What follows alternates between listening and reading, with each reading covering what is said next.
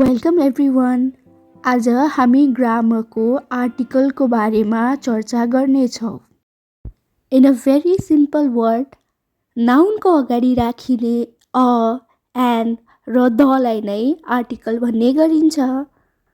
तर यी सामान्य देखिने अ, एन र दलाई कहाँ र कसरी राख्नलाई ग्रामरले केही रुल्सहरू बनाएका छन् र आज हामी यी रुल्सलाई कण्ठ नगरेर कहिले नबिर्सिने गरी बुझ्नेछौँ। साथीहरू, भन्नुहोस् त यो पिक्चर के को होला?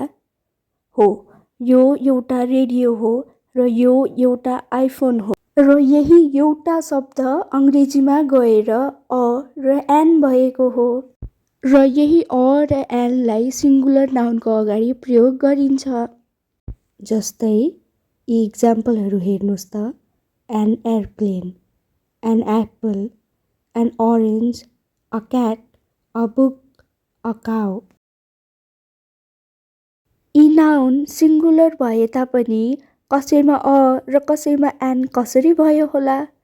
ल मसँगै भन्नुहोस् है। ए, ई, आई, ओ, यु। यी लेटरहरूलाई भोवेल लेटर भन्ने गरिन्छ र नाउनमा भोवेल लेटरको यी साउन्ड आए भने एन वा अन लगाउनु पर्दछ। जस्तै तल दिएका उदाहरणहरू हेर्नुहोस् त, एप्पल, एलिफेन्ट, ओभन। हजुरहरूलाई अङ्ग्रेजीको ए, ई, आई, ओ, यु सम्झिन गाह्रो लाग्छ भने हाम्रै नेपालीको अ, आ, इ, पनि याद राख्न सक्नुहुन्छ र ए, ई, आई, ओ, यु पछिका रिमाइनिङ लेटरहरूलाई कन्सोनेन्ट साउन्ड भन्ने गरिन्छ र लेटरको अगाडि कन्सोनेन्ट साउन्ड आयो भने अ लगाउने गरिन्छ। जस्तै a ball, a car, a doll. साथीहरू, यो स्क्रिनमा दिएको एक्सर्साइज अब तपाईँहरूले आफै सल्भ गर्ने प्र्याक्टिस गर्नुहोस्।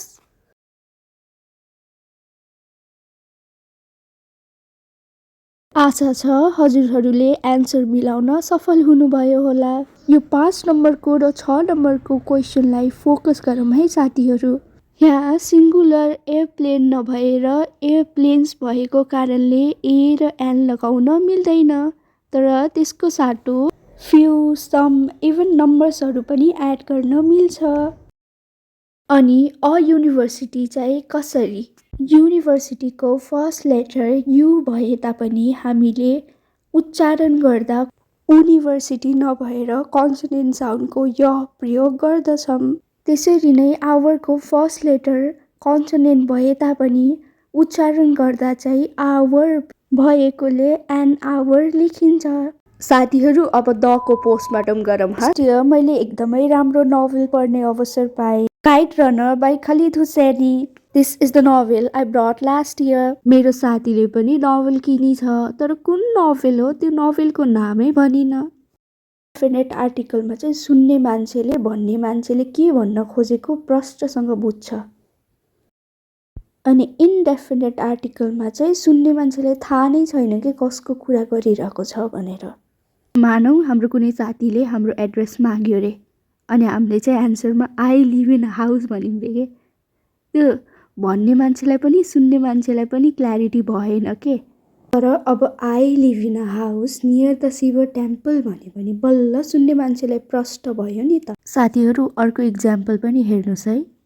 समबडी कल अ पुलिसम्यान त भनिन्, तर कुन पुलिसलाई बोलाउने नाम पता केही पनि थाहा छैन। यहाँ मेरो बिरालुको ज्यान बचाउने पुलिसको बारेमा कुरा भइरहेको प्रष्ट छ।